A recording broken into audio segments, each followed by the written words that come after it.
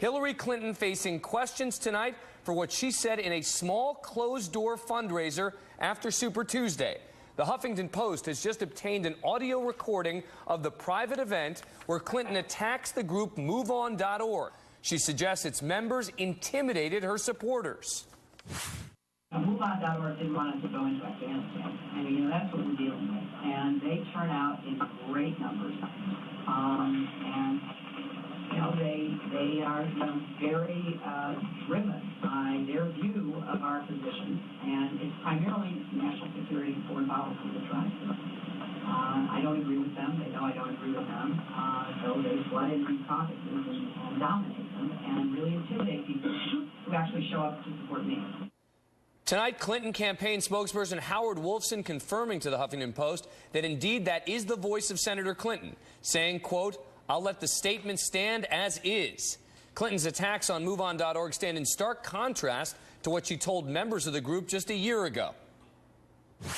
For nearly a decade, you've been asking the tough questions, you've been demanding answers, you've been refusing to back down when any of us who are in political leadership are not living up to the standards that we should set for ourselves and that you expect from us.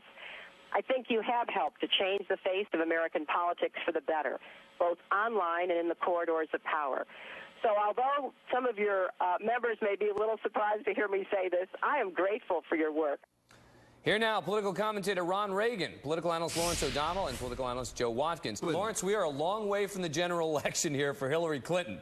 She's got to worry about the primaries. She's got to worry about Pennsylvania, Indiana, and North Carolina. And so the question is, does this newly discovered audio recording hurt her, A, because of what she said, and B, because she's saying something very different than she said a year ago?